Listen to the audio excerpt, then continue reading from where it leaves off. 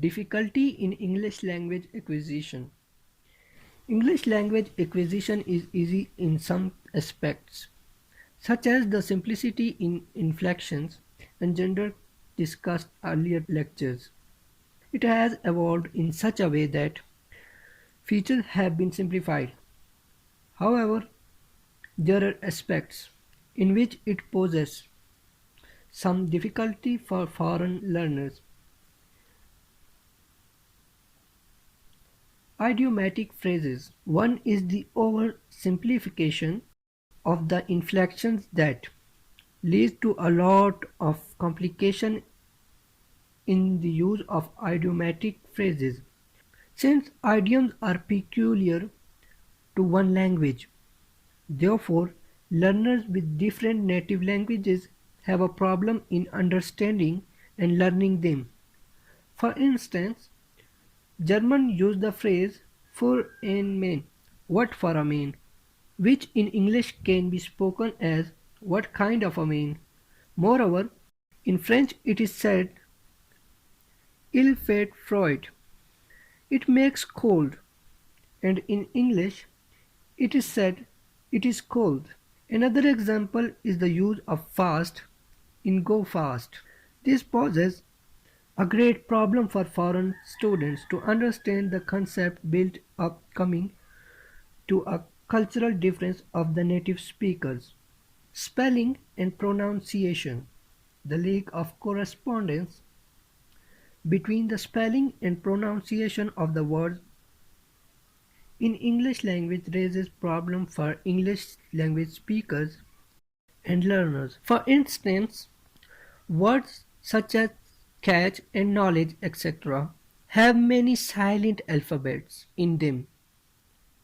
Words like aspirin and chocolate have a silent vowel, whereas in business the vowel U is pronounced as I and S as Z. Since writing is used for recording speech, the most suitable means is one that is simple and consistent. English spellings lack in both. In an ideal writing system, the same sound would be represented by the same characters every time. No European language reaches up to this highly idealized state. However, Italian and German languages follow a much simpler pattern than the English language does. Vowels. In case of English, it can be seen that the vowel sound in the following words are represented by different spellings: believe, receive, leave, machine, B, C. The symbol A is the following words are pronounced differently: father, head. Consonants. The situation is even more confusing in the manner in which the English language treats its consonants. For example, there are many spellings for the sound sh.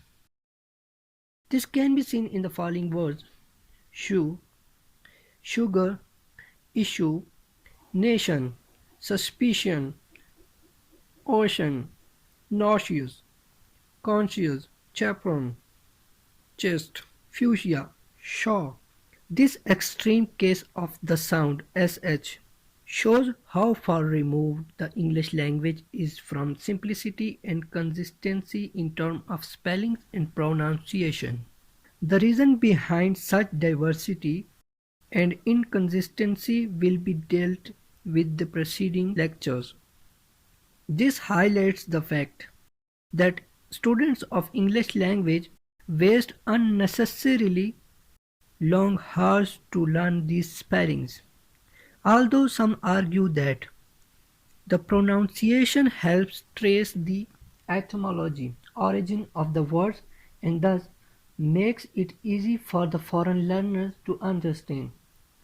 At the beginning of the 20th century, a movement to bring a degree of simplification in the English language was launched by Theodore Roosevelt and some other people. Suggestions were made that since has and had were written without an E at the end, then both have and are can be written as have and are.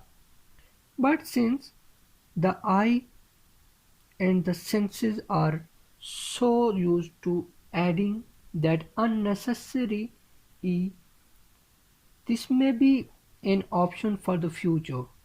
But most of the English speakers are far from ready for such simplification at this point in time.